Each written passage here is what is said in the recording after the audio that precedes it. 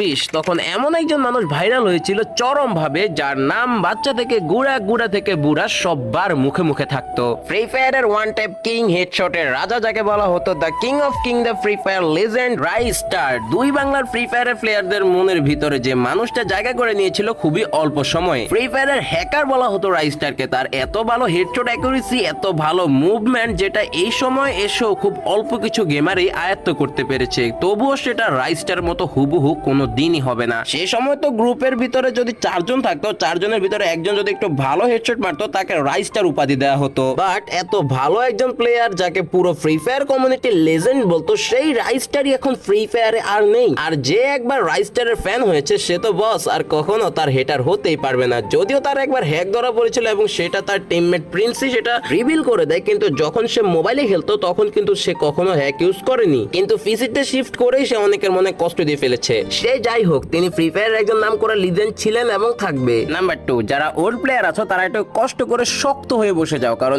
এখন যার নাম বলতে চলেছি তার নাম শুনলে তোমার চোখ দিয়ে জল আসতে পারে। যার গেম প্লে দেখলে মনে হতো আমি এখনই গেমে ঢুকে বুইয়া করে ফেলতে পারবো। হ্যাঁ গাইজ, আপনি একদম ঠিক ধরেছেন। তিনি আর কেউ না, তোমার আমার সকলের প্রিয় একজন ইউটিউবার এসকে সাবির বস। 2021 সালে তো আমাদের অনেকের ভিতর দ্বন্দ্ব লেগে গিয়েছিল যে তিনি আসলে বাংলাদেশি নাকি ইন্ডিয়ান, যেটা আমি এখনো জানি না। যদি কেউ জানেন একটু কষ্ট করে কমেন্ট বক্সে লিখে জানিয়ে দেন। সাবির বস নামটা অনেকের কাছে কোনো কিছু মনে নাই হতে পারে, বাট ওল্ড প্লেয়ার যারা আছে তাদের কাছে এই নাম মানে একটা ইমোশন। যার নামে চলতো ফ্রি ফায়ারের এই প্যান্টটা, অর্থাৎ জাস্ট প্যান্টটা, এই প্যান্টটা কিন্তু আমরা অনেকেই ইউজ করি এবং এই প্যান্টটাকে আমরা একটা সময় নাম দিয়ে দিয়েছিলাম এসকে সাবির বস প্যান্ট। এই মানুষটা যদিও এখনো ওনার চ্যানেলে ভিডিও দেয়, কিন্তু আগের মতো তেমন ভিউ নেই। আর এইটাও জানি না যে ওনার চ্যানেলে উনি ভিডিও দেন নাকি অন্য কেউ দেয়। ওকে গেমার্স, এতক্ষণ পর্যন্ত আমরা তোমাদেরকে দুজন লিজেন্ডের কথা মনে করিয়ে দিলাম, কিন্তু এখন যার নাম বলবো তিনি আর চাইলেও আমাদের এই কমিউনিটিতে ফিরতে পারবেন না, কারণ তিনি এই দুনিয়াতে আর নেই। তিনি আর কেউ না, তিনি আমাদের অন্তু দাদু, যার পেজের নাম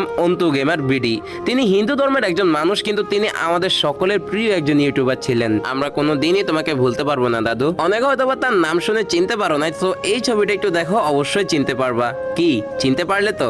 কথায় আছে নারী পুরুষের সফলতার কারণ, আবার নারী পুরুষের ধ্বংসের কারণ, কিন্তু অন্তু দাদুর ক্ষেত্রে হয়েছে মৃত্যুর কারণ। দাদুর বউ তাকে ছেড়ে যাওয়ার পর দাদু নিজের জীবনটাই দিয়ে দেয়, যেটা আমাদের জন্য কত বড় একটা কষ্টের বিষয় তা ভাষায় প্রকাশ করা আমার পক্ষে সম্ভব নয়। অন্তু গেমার দাদু কত মানুষকে হাসালেন, এত মানুষকে হাসালেন, তবুও তিনি দিন শেষে একাই কষ্টে রয়ে গেলেন। বাংলাদেশের প্রত্যেকটা ইউটিউবারের সাথে ওনার